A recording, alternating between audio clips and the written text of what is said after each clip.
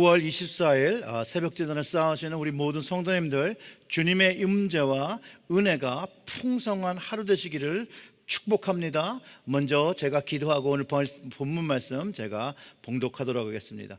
하나님 아버지, 감사합니다. 오늘도 이 새벽 제단이 은혜의 제단 되게 하시고 하나님의 임재를 경험하는 제단 되게 하여 주시옵소서. 하나님, 이 자리에서 하나님의 그 살아 역사하시는 그 음성을 들으며 오늘도 그 음성을 쫓아 주님을 쫓아갈 수 있도록 저희들의 삶을 주장하여 주시옵소서. 예수님의 이름으로 기도드렸습니다. 아멘. 오늘 본문 말씀은 히브리서 12장 22절부터 29절의 말씀입니다. 제가 봉독하겠습니다. 그러나 너희가 이른 곳은 시온산과 살아계신 하나님의 도성인 하늘의 예루살렘과 천만 천사와 하늘에 기록된 장자들의 모임과 교회와 만민의 심판자이신 하나님과 및 온전하게 된 의인의 영들과 새 언약의 중보자이신 예수와 및 아벨의 피보다 더 나은 것을 말하는 뿌린 피니라. 너희는 삼가 말씀하신 이를 거역하지 말라. 땅에서 경고하신 이를 거역한 그들이 피하지 못하였거든 하물며 하늘로부터 경고하신 이를 배반하는 우리일까 보냐. 그때에 그 소리가 땅을 진동하였거니와 이제 약속하여 이르시되 내가 또 한 번 땅만 아니라 하늘도 진동하리라 하셨느니라.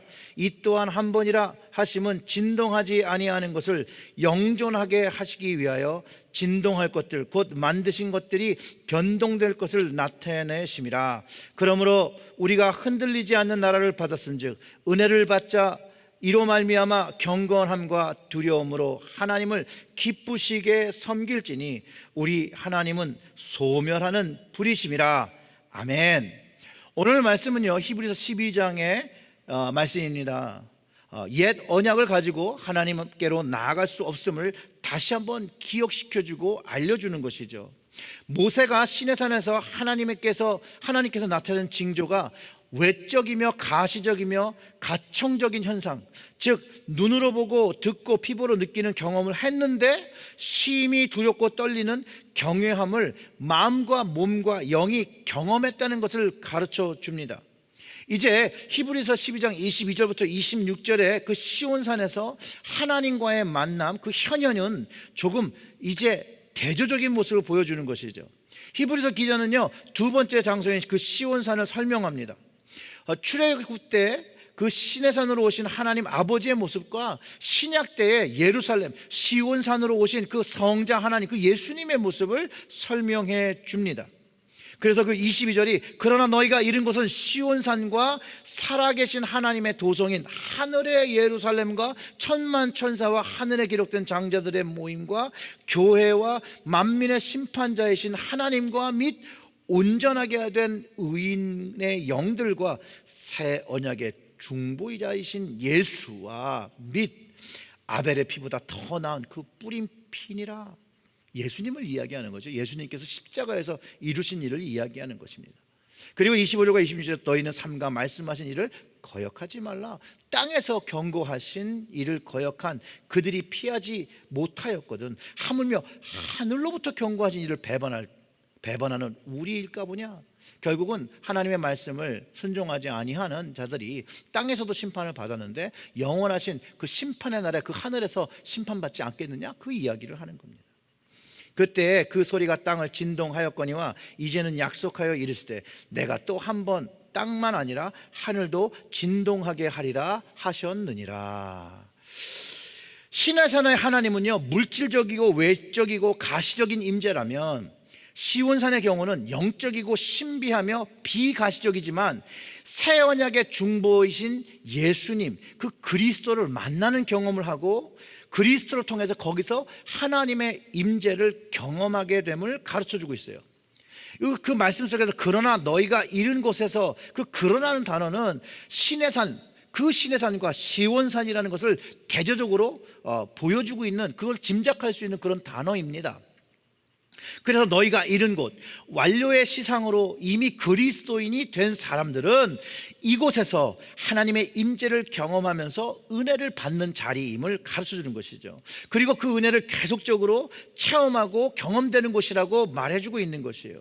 그래서 시내산에서 범접할 수 없는 심판자의 하나님의 모습이었지만 시온산의 장소에서는 그 살아계신 하나님의 도성, 그 예수님께서 만들어주신 그 예루살렘의 그 위치한 그곳, 하나님의 백성이 거하는 그 자리는 하나님이 지하시고 만민이 거하는 집이 되어지고 만민이 기도하는 집이 되어진다라고 가르쳐 주는 것이라는 것이에요. 신약의 백성들에게는 이것이 바로 교회가 되어지는 것이죠. 동시에 그 교회에 하나님의 임재가 있고 거기서 언약을 받고 그 언약을 믿으며 살아가게 되는 것을 가르쳐 주는 것이죠. 그래서 앞으로 올 미래 하나님의 나라가 그 완전한 나라, 영원히 흔들리지 않고 존재하는 그 천국인 것을, 천국의 나라가 이미 예수 그리스도를 만남으로 그 뿌린 피의 그 속죄함을 통해서 누리게 된다라고 확증해 주는 것이에요. 그래서 육적인 시온산, 영적인 시온산의 모습이 있는데 어떻게 보면 이 육적인 시온산은 그 영적인 시온산의 그림자의 역할을 하는 것이라는 거예요. 천국의 그림자로 보여주고 있다는 것이죠. 살아계신 하나님이 임재하는 그곳, 천만 천사가들이 있는 곳, 구원받은 성도들이 있는 그곳, 예수 그리스도의 언약의 중보의 피를 경험한 사람이 그곳에서 영원히 살게 되는 그 약속을 명확하게 가르쳐주고 있다는 것이에요. 그리고 그 영적인 시온산에 이르는 그날에 심판이 있다는 거예요. 하나님께서 흔드신다는 것이에요. 그리스도의 피를 경히 여기고 배교한 사람들, 그리고 자기의 멋대로 하나님의 뜻을 왜곡해서 산 사람들, 하나님의 아들을 모욕한 사람들, 그들에게 피할 수 없는 하나님의 심판이 있음을 명확하게 가르쳐주고 있다는 거예요. 그래서 오직 구원은 그리스도의 대속의 피와 그 죽음으로 인해서 하나님과 가까워지는 것, 예수님께서 그 십자가를 지심으로 지성소로 들어가심으로 인해서 우리가 그 주님을 쫓아 들어가 하나님의 임재를 경험하게 하신 그것을 얘기하며 그 중보자이신 그리스도에게서 만들어주신 새 언약, 그것이 이전에 모세가 받았던 언약보다 더 우월하다는 것을 가르쳐주고 있다는 것이죠. 죄 없는 그리스도의 피는 저주로 받는 것이 아니라 이게 축복의 피이며 은혜의 피이며 구원의 피인 것, 용서의 피인 것을 가르쳐주는 것이에요. 그리고 하나님의 소리는 땅을 진동하고 하늘을 진동한다는 거예요. 결국 하나님에 의해서 우주적인 대변혁과 심판이 일어나게 될 것을 예언하고 있는데 그 경고를 무시하지 말라는 것이죠. 그 경고를 어디에 담겨 있습니까? 우리 성경에 담겨 있다는 것이죠. 그래서 하나님의 경고를, 하나님의 말씀을 경히 여기면 안 되고 무시해서는 안 된다는 거예요. 그리고 그 새 언약의 계시를 거절한 사람 모두는 최후의 멸망에 처하게 된다는 것을 기록하고 있습니다. 그래서 27절과 28절이 이 또한 한 번이라 하시면 진동하지 아니하는 것을 영존하게 하시기 위해서 진동할 것을 곧 만드신 것들이 변동된 것을 나타내는, 그러니까 하나님께서 뭔가 변화의 작업을 일으키신다는 것을 우리가 알 수 있죠. 28절에 그러므로 우리가 흔들리지 않는 나라, 영원한 그 나라를 받았은즉 은혜를 받자라는 거예요. 그 영원히 흔들리지 않는 나라를 위해서 살아가려면 은혜를 받아야 한다는 것이에요.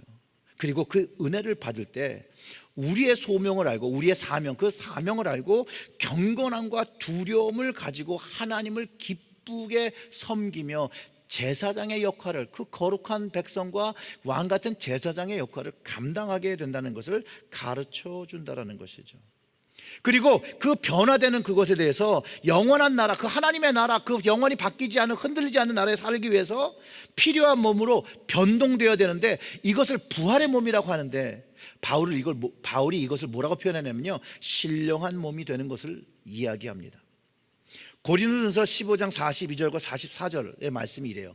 죽은 자의 부활도 그와 같으니 썩을 것을 심고 썩지 아니할 것으로 다시 살아나며, 욕된 것을 심고 영광스러운 것으로 다시 살아나며, 약한 것으로 심고 강한 것으로 다시 살아나며, 육의 몸으로 심고 신령한 몸으로 다시 살아나니 육의 몸이 있은즉 곧 영의 몸도 있느니라. 아멘. 이 신령한 몸으로 영원히 흔들리지 않는 그 나라에 가서 영원히 사는 것이에요.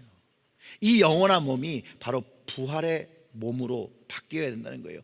이 신령한 몸은요, 그리스도를 그리스도를 구주로 고백한 모든 사람들이 입어야 하는 몸이라는 것이에요. 이 하늘나라에서 하나님의 영원한 천국에 살기 위해서 바뀌어야 된다는 것을 가르쳐주고 있다는 거예요. 저는 그래서 이게 부활의, 우리가 이제 주님 오시는 그날에 부활의 능력으로 바뀌어지는 부활의 몸이라고 저는 확신해요. 이미 예수님께서 죽으시고 부활하시는 것을 통해서 몸소 보여주셨어요, 제자들에게. 그리고 그것을 성경에 기록해 놓으셨기 때문에 우리가 사도신경에서 고백하잖아요. 죽어도 살아나는 것을 고백하는 것이에요. 영원히 사는 것을, 죽지 않는 것을 고백하는 것이에요. 자, 이제 마지막 29절에 하나님은 소멸하는 불이심이라. 이거는 신명기 4장 24절에서 인용된 것이에요. 모세에게 주어졌던 언약이 예수님으로 인해서 이제 새로운 언약으로 그리스도인들에게 주어졌다는 것을 의미해요. 자, 그럼 신명기에서 어떤 의미로 사용되는지를 한번 찾아보면 이래요. 신명기 4장 23절과 24절은 너희는 스스로 삼가 너희 하나님 여호와께서 너와 세우신 언약을 잊지 말고 내 하나님 여호와께서 금하신 어떤 형상의 우상도 조각하지 말라. 내 하나님 여호와는 소멸하는 불이시요 질투하시는 하나님이시라. 자, 시내산에서 주신 언약을 지키며 하나님께 드릴 예배를 우상에게, 다른 것에게 주지 말라고, 빼앗기지 말라고 합니다. 하나님 질투하신대요. 하나님 그거 보는 거 원치 않으신다는 거예요. 그런데 그것을 어긴 사람들에게는 그 질투의 분노, 그 소멸하는 불로 진노로 나타나게 된다는 것이에요. 그런데 이 옛 언약도 그렇게 깨트려서 하나님께서 심판으로 말씀하시고 심판으로 가르쳐 주셨는데, 새 언약을 깨트린 자도 역시 동일한 진노의 심판이 기다리고 있다는 것을 가르쳐 주고 있다는 거예요. 여러분, 그리스도인들은요, 새 언약의 피로 분명히 죄의 심판에서 벗어난 것이 확실합니다. 이것을 믿으면 확실한 거예요. 근데 이 믿음으로 받은 이 언약을 만약에 깨트리고 다시 우상의 자리로 돌아가거나 하나님 외에 다른 신을 섬기거나 다른 사람을 구주라고 고백한다면 어떻게 되는 걸까요? 다시 심판의 자리로 돌아가는 것이죠. 하나님께서는 심판하시는 공의의 하나님입니다. 그래서 우리들은요, 그리스도인들은 하나님의 공의를 의지하고 은혜를 의지하면서 하나님을 경외하고 두렵고 떨림으로 하나님을 예배하고 살아야 되는 것을 가르쳐 주는 거예요. 자, 하나님의 새 언약을 가진 사람들, 천국에 흔들리지 않는 그 나라를 유업으로 얻은 사람들 어떻게 살아야 하느냐고요? 경건함을 가지고 또 두려움을 가지고 하나님의 말씀을, 하나님의 뜻을 행하며 지키는 사람으로 살아야 한다는 것이에요. 그 하나님을 예배해야죠. 그래서 은혜가 필요한 거예요. 그래서 하나님이 주시는 은혜를 붙잡고 하나님을 섬기는 겸손의 모습으로 살아야 합니다. 사랑하는 성도 여러분, 그리스도의 보혈을 의지하며 새 언약을 지키며 살아가셔야 합니다. 옛 언약을 지키지 않아서 죽임당하고 심판받았던 우리 이스라엘의 역사를 알고 있습니다. 그 옛 언약보다 더 뛰어나고 더 놀라우고 더 은혜로운 새 언약을 하나님께서 그 독생자 예수 그리스도의 피를 흘려서 그 언약을 주셨는데, 그 언약을 깨트린다면 그 징계는요, 상상할 수 없는 정도로 힘든 것입니다. 사랑하는 주 안에 형제된 또 자매된 성도 여러분, 하나님을 경외하며 두려워하는 마음으로 주님의 말씀을 배우고 주님의 말씀을 전파하고 주님의 이름을 전하는 여러분들의 사명을 충성되이 오늘 하루도 감당하시기를 주님의 이름으로 축원합니다. 아멘. 기도하겠습니다. 하나님, 오늘도 주의 사랑과 주의 언약을 깨닫게 하시고 우리에게 은혜 베푸셔서 이제 하나님을 경외하며 두려움을 가지고 하나님의 말씀을 실천하며 그 말씀을 우리의 삶으로 살아낼 수 있도록 성령님, 저희들을 도와주시옵소서. 저희들을 인도하여 주시옵소서. 그래서 하나님의 역사가 우리의 삶 속에서 나타나며 세상의 빛과 소금의 역할 감당할 수 있도록 저희들을 도와주시옵소서. 이 모든 말씀 우리 구주 예수님의 이름으로 기도드렸습니다. 아멘.